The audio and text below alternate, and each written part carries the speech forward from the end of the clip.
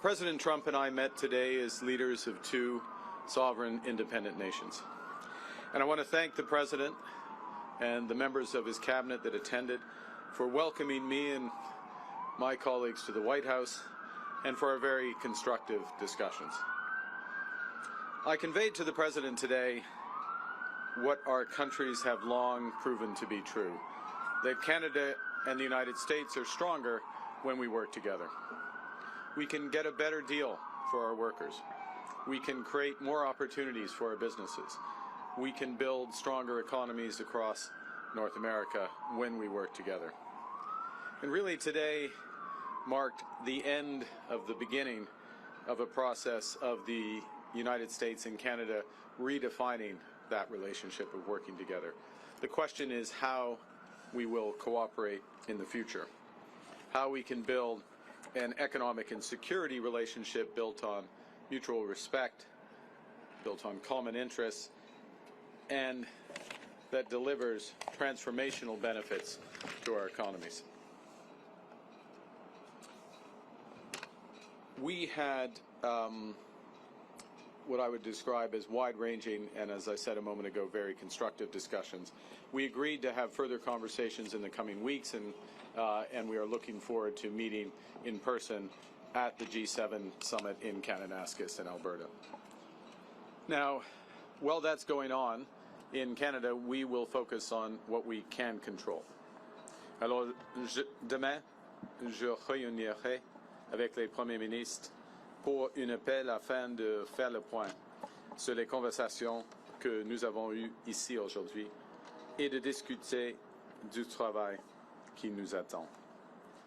We are going to reinforce our strength at home. We will reinforce Canada's security for an increasingly dangerous and divided world. We will transform our border security in the Arctic, and our support for our allies around the world. We'll build an economy that creates jobs, grows incomes, and withstands shocks, when in fact the strongest economy in the G7, an economy that works for everyone. Nous allons bâtir une économie canadienne renouvelée, où tous peuvent réussir dans un monde qui est en train d'être profondément transformé. Nous allons bâtir les infrastructures qui permettront à nos entreprises de rejoindre de nouveaux marchés autour du monde. Et nous allons bâtir une seule économie canadienne par 13. We are masters in our own home, and we can give ourselves far more than any foreign government can ever take away. So now is the time to build, and based on the discussion today, to build at home and to build with our partners abroad, including the United States. Merci beaucoup. Thank you very much, and I look forward to your questions. Thank you, Prime Minister. We'll now begin the press conference. We'll begin with questions from the traveling delegation. First question, première question. Good afternoon, Prime Minister. Tonda McCharles, Toronto Star.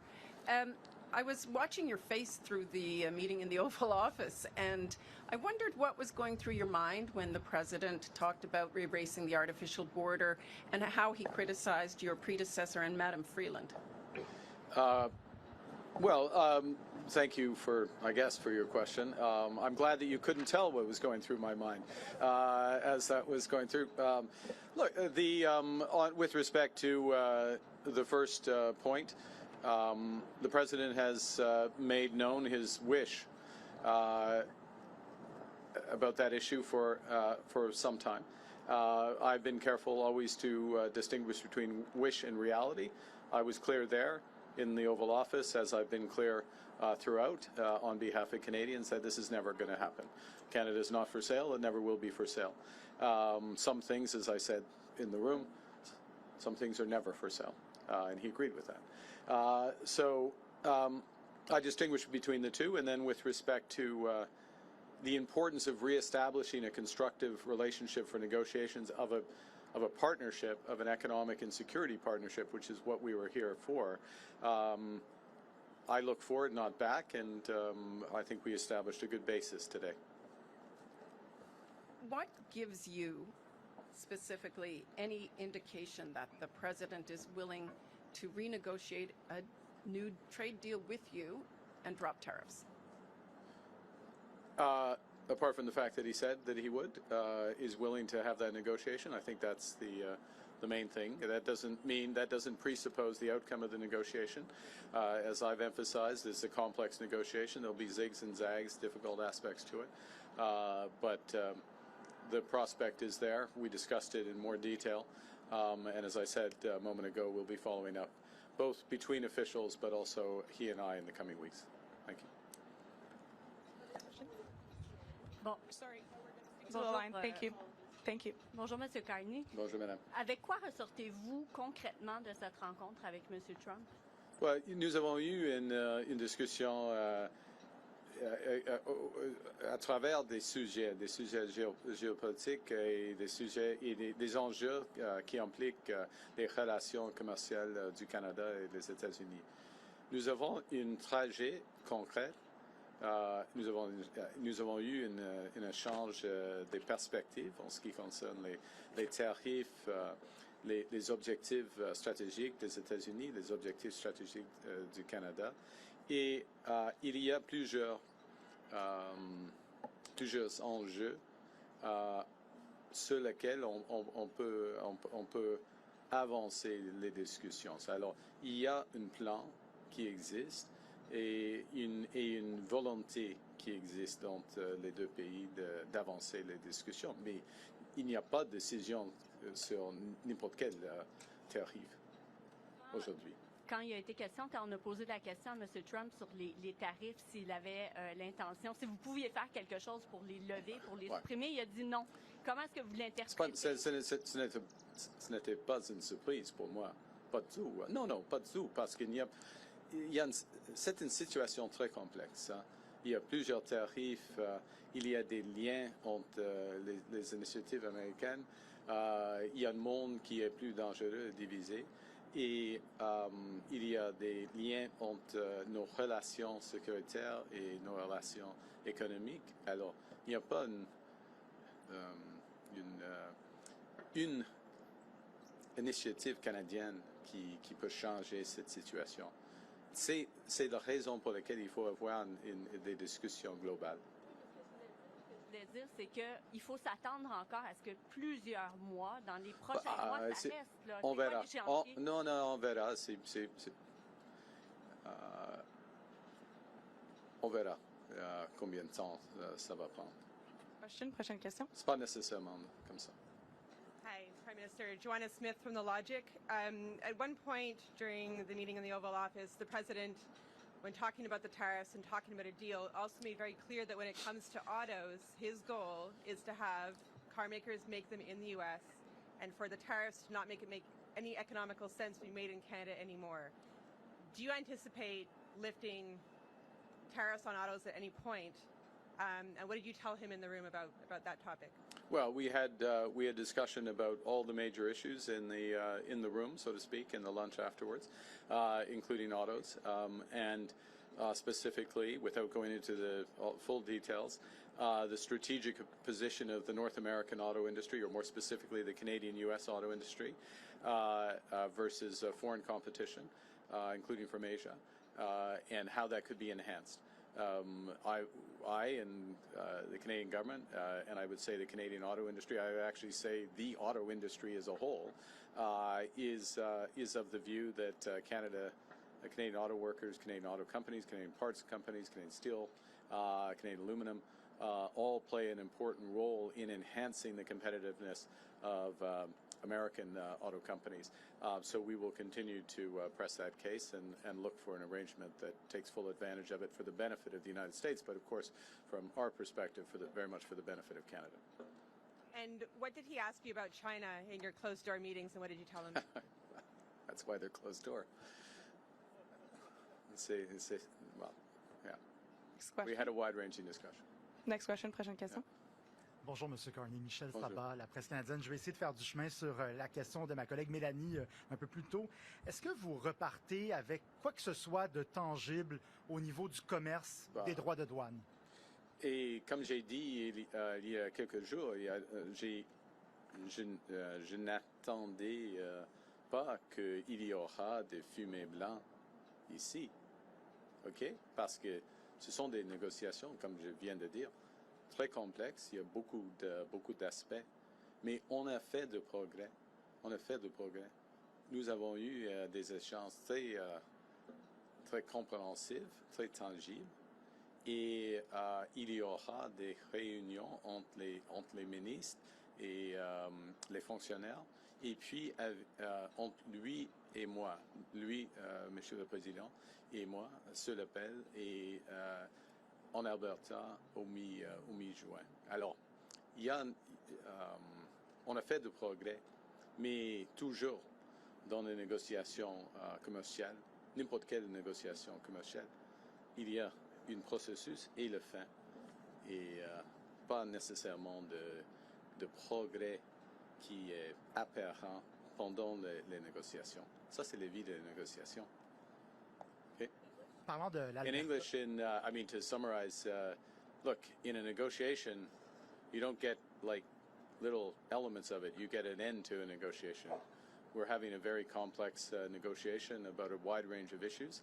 And it's, as I said before I came here, I wouldn't have expected white smoke coming out of this meeting. That was not my expectation, because of the nature of the negotiation. So you don't expect to have specific progress as things move along, even when you're making progress, because it's that's why it's a global negotiation. Parlant de l'Alberta, que pensez-vous de l'idée de Daniel Smith d'encourager la tenue d'un référendum sur la souveraineté de l'Alberta? Le Canada est plus fort que quand nous travaillons ensemble comme Canadiens et Canadiens. Et je suis albertain. Et je crois fièrement en Canada. Alors, on peut poser les questions, mais pour moi, la réponse est claire. Canada's stronger when we work together. As an Albertan, I firmly believe that. You can always ask a question, but I know what I would respond clearly. Prochaine question. Next question. Bonjour, M. Carney, Olivier Ferrand-Boissé de TVA. Est-ce que M. Trump vous a convaincu qu'il voulait bel et bien renégocier l'accord de libre-échange parce que ça semblait pas clair dans le bureau avant tout à l'heure? C'est clair. Oui. Ouais. Plusieurs reprises que... C'est clair qu'il y aura... Ouais. Nous avons commencé la renégociation de nos relations commerciales, y compris la laine. OK?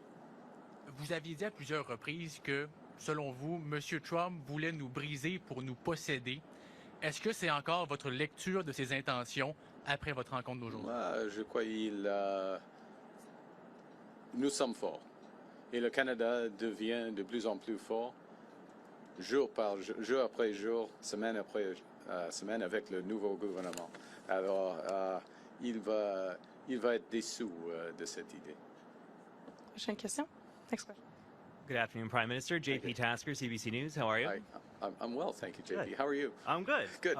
Do you feel better or worse about Canada-U.S. relations after meeting with the President today?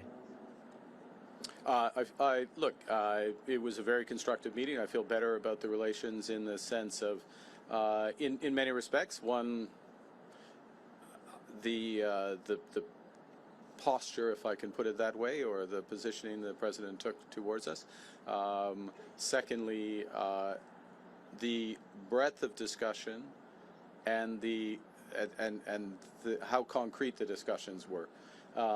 These are the discussions you have when you're looking to find solutions, as opposed to laying down terms, if you will. So feel better about that. And I would add one other thing, which maybe isn't as obvious, so I should say it, which is that we also discussed a number of issues globally, geostrategically, if I can put it that way, where we have common interests, common concerns. And that, of course, is a sign of a broader and very healthy, or a healthy relationship. Look, we have, JP, we have a lot more work to do. I'm not trying to suggest at any respect that we can have one meeting and everything's changed, but now we are engaged and very fully engaged. Good afternoon, Prime Minister. Ashley Burke, CBC News. What specifically did you say to President Trump about lifting tariffs on Canada? And based on your conversations, what do you think it would take to get those tariffs lifted, and how long could it take? Well, I can't answer the second part of your question because we don't make that decision. but certainly press the case in a number of areas where we think the tariffs should be lifted. And specifically, I'll give an example with respect to the scourge of fentanyl and the considerable efforts that have been made at our border and behind the border in terms of raids as well. Huge investments in border personnel, in drone surveillance, Black Hawk surveillance, and then those are being reinforced, as you would have seen during the campaign, commitments to another 2,000 in effect 1,000 border guards through CBSA, another 1,000 RCMP, further efforts there. And what we're seeing is huge results for this. Canada's contribution to this problem, cross-border problem, was always very small, but it's down by over 90% with the efforts. And it is an absolute focus of the government. So that is an example of where we would see the case being very strong for the tariffs to be removed. We've made that case. We'll see where that goes. In other areas, the tariffs are, in our view, not in the interests of American competitiveness and jobs. We have more work to do on making those cases on that. Thank you. Pardon? Sur le fentanyl, alors, nous avons fait beaucoup de progrès en ce qui concerne le fentanyl. Il y a une chute. On a commencé avec un niveau très bas par rapport au Mexique. C'est moins de 1%, mais il y avait une chute le niveau, le montant de fentanyl. C'est presque 0,1% maintenant des exemples. Alors, mais c'est pas par hasard, parce que nous avons investi beaucoup en ce qui concerne la sécurité de notre frontière, et mon gouvernement va réinvestir de plus, 20% de plus par exemple, par rapport les agents de la frontière. Alors, le cas pour enlever ou supprimer les tarifs de fentanyl est très fort maintenant. Thank you. We'll have time for one last question and follow-up. Dernière question, une question de suivi. Hi, Prime Minister. Stephanie Taylor with the National Post. I heard you say, there's a difference between the President's comments around Canada becoming a 51st state as a wish versus a reality. You told him that Canada was not for sale. But many Canadians are offended and deeply angered by the fact that he keeps repeating this comment. So have you asked the President to stop calling Canada the 51st state? Yes. Today. Okay, specifically, what did you ask him? Exactly what you just said. But what words did you use? How did you ask him? Look, I gave you an answer. Do you have a follow-up? En français. What was his answer? Well, we'll look. I don't know. He's the president. He's his own person. I would go back to showing the difference between a wish and a reality. We're very clear. I've been very clear publicly, consistently. I've been very clear in private. I was clear again in the Oval Office. Would be clear throughout. The president, he understands that we're having a negotiation between sovereign nations, and that we will only pursue and accept a deal that's in the best interests of Canada, not just in the short term, but in the medium and long term for Canada. J'ai dit, c'est pas utile de répéter cette idée. Je l'ai dit à lui, mais le président, il va dire ce qu'il veut. Pas. Mais il y a une différence, une grande différence entre la réalité et la volonté, comme vous le savez. This will be the last question. Sorry, just last question. Okay. Steph didn't take a follow-up. So last question, please. Thank you. This is Vipal Manga from the Wall Street Journal. Given what's happened with the USMCA and the tariffs that Canada is facing, how do you trust that the U.S. right now is negotiating in good faith, and how do you trust any deal you sign with them? We'll make that determination over the course of the negotiations. I mean, that's the bottom line on that. It's a process. You see, and I would emphasize the following, which is that we have been in the process, as most would know, of an election. And so this is the point at which a serious discussion begins. And so we had the President, at his invitation, I'm here, he welcomed us. We had a very substantive, wide-ranging discussion with the President, but in the presence of the Vice President, the Secretary of Commerce, the Secretary of Foreign Affairs, and beyond, his Chief of Staff as well. Now I'm in trouble, Stephen Miller. I think that covers it. That covers it? I hope so. And we have some very specific things to follow up on and build out from that. And in any negotiation, then you make a determination based on that. It also, part of what you make a determination based on is, are the incentives aligned in the agreement that you get? And I think the lesson would be of this experience is to ensure that the incentives are aligned and durably so between the two countries, and that is a way that agreements are self-reinforcing. Thank you very much. Prime Minister, this was the next press conference. C'est ce qui met fin à notre conférence de presse. Merci.